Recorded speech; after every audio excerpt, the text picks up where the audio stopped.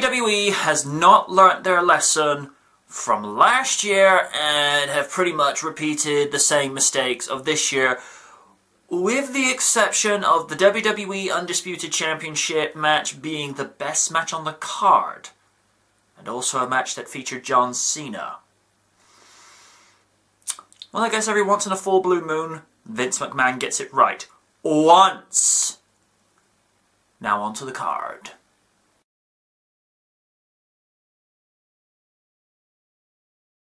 For an opening card, this was decent, gave the New Day some decent match time, but this could have gone on longer. Just saying. This ended far too quickly and didn't let the Outlaws get a reasonably good match flow against the discount Legion of Doom. Say what you will, folks, but they're so ripping off of the Road Warriors.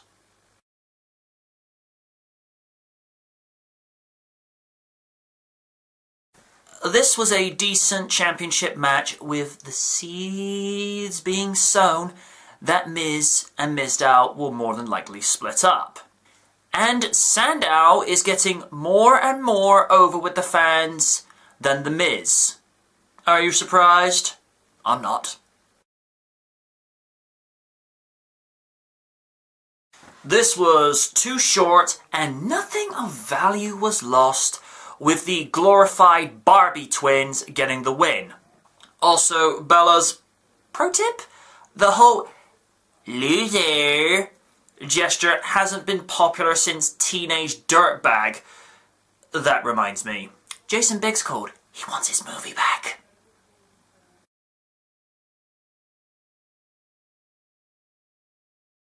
This was match of the night. I can't fault it. Everyone played their part, and even John Cena made this match decent. That's all I have.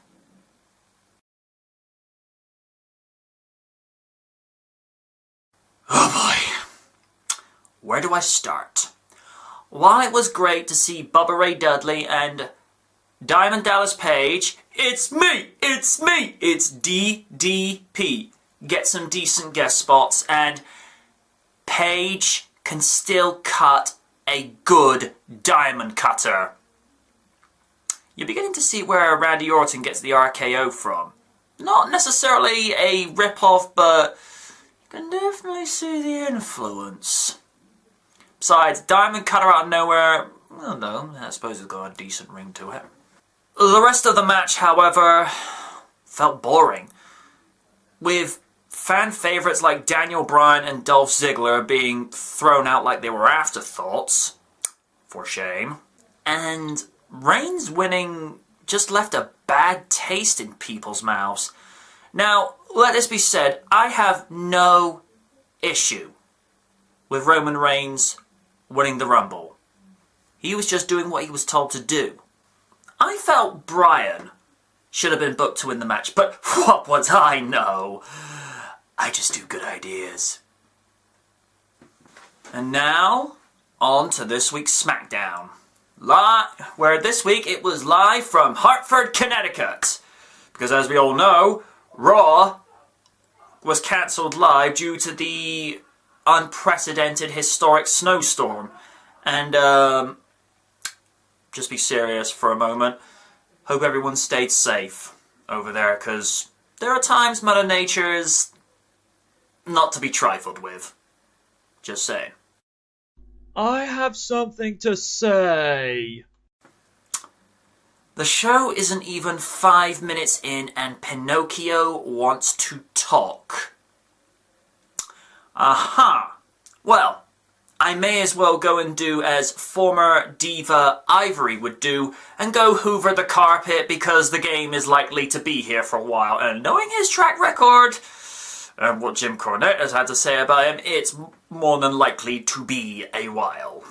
He talks about the freakish snowstorm that cancelled Raw Live and the fact that the network has now reached over 1 million subscribers. Took them nearly a year, but they did it. And no snarkiness, well done to WWE on that one, because I know they fought hard to get there. He goes to make jokes about NFL balls being soft and hard. PG, huh? Uh-huh.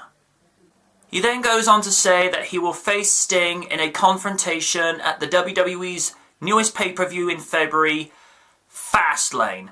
And this Monday night on Raw, he will address the Royal Rumble controversy, and Roman Reigns comes to the ring and says to Triple H, "What controversy? I won the Rumble, I'm going to Mania." That's all there is to it. During the match, the announcers make a point of saying that it could have been Big Show versus Lesnar at Mania. Oh, good Lord, no! I have had more than my fill of that feud back in 2003 and 2014, respectively, and I ain't going back for thirds. The only time that was epic was that moment on SmackDown from June of 2003. And those that were watching WWE and, more importantly, SmackDown back in that time will know of Big Show and Lesnar imploding the ring after that superplex from the top rope, which WWE did repeat some 8 years later with Big Show and Mark Henry, and by that point it had been more than 7 years, so by the Cornette law, if it's been more than 7 years, you can use it again. True fact. The match was only really interesting, shut up Wade, towards the end with 2 Superman punches and a spear for the win. The next inductee for the WWE Hall of Fame class of 2015 for this year into the celebrity wing is Arnold Schwarzenegger. He told you he'd be back. That's always fun. But will it be a total recall?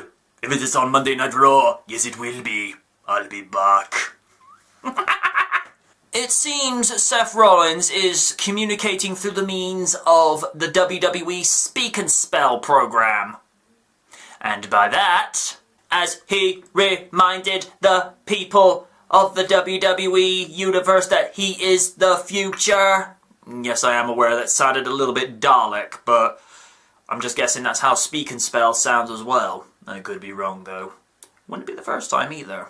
Oh, ho-hum boring. Next. He issues an open challenge to anyone. Enter Ryback. He gets double-teamed by J&J Security, along with Eric Rowan, and Dolph Ziggler comes out to make the save. This, of course, forces Eric Cartman and company to run with their tails firmly between their legs. Surprising no one. Kane is out in the back cutting a creepy promo over a casket saying what he'll do to Bryan in their match. Kane, I do not want to be anywhere near you in the backstage area. You creep me out.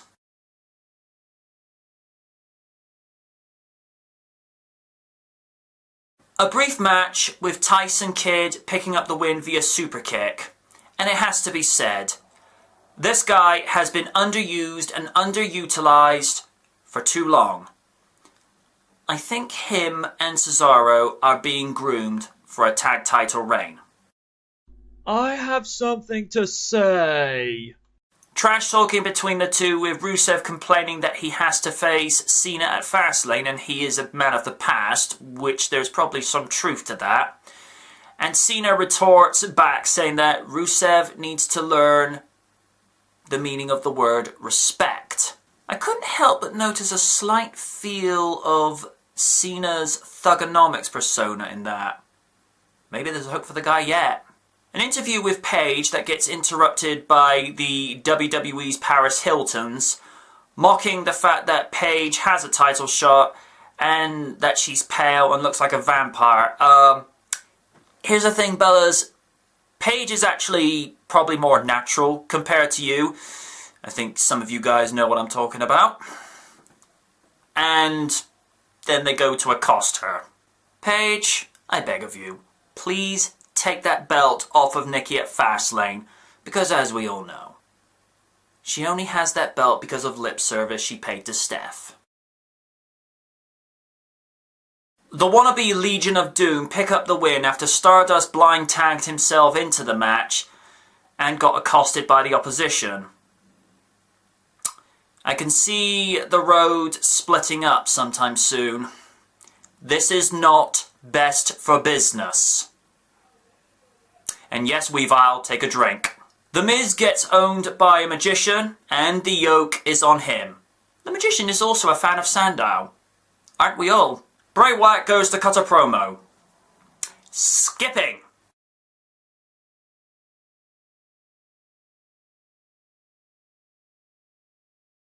Casket matches are few in number. And that's not surprising when you consider what awaits the loser of the match. Just ask Triple H, The Rock, Mark Henry, Big Show, and Heidenreich. I like your poetry. A good back and forth match that ended this rivalry with the casket being used as a weapon. Daniel Bryan closed the lid, winning the match. Well,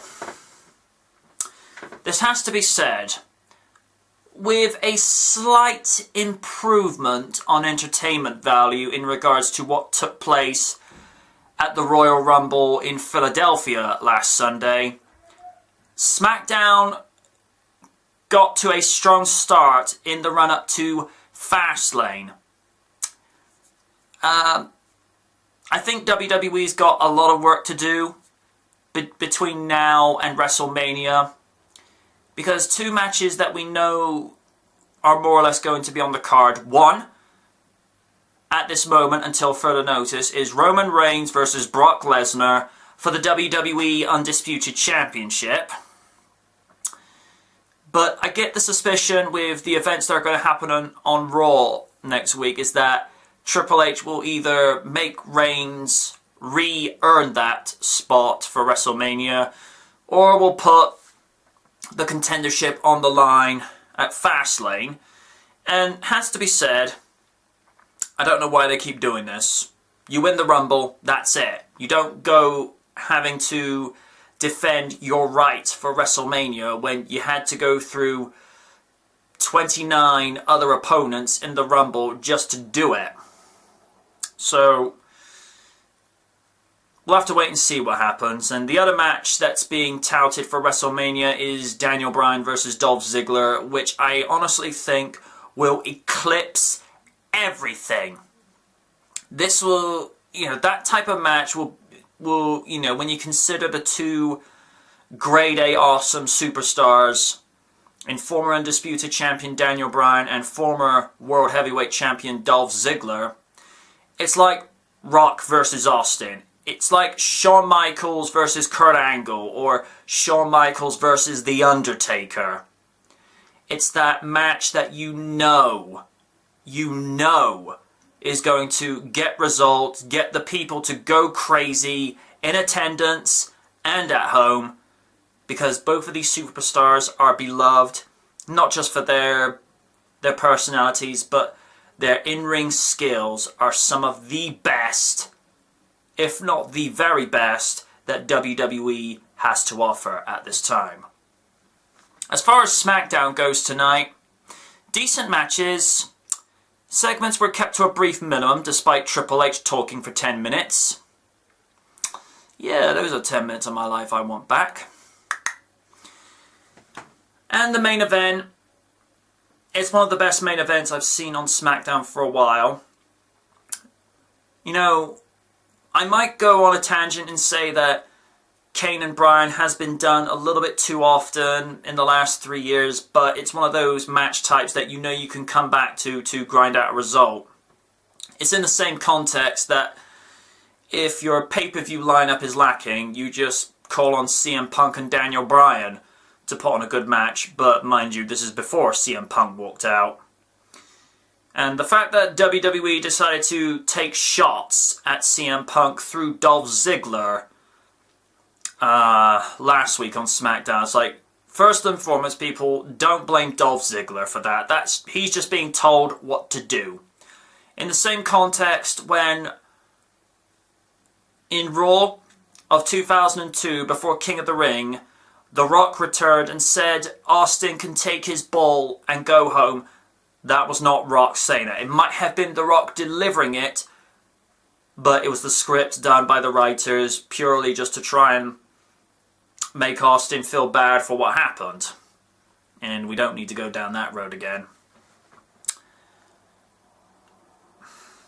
Like I say, Royal Rumble, they haven't really learned anything from last year, despite the fact the title match was better. But they need to fix a few problems before they really get going for Mania. And SmackDown, can't really fault it this week, aside from a few minor bits and pieces, but this week gets a B. Good night from the night.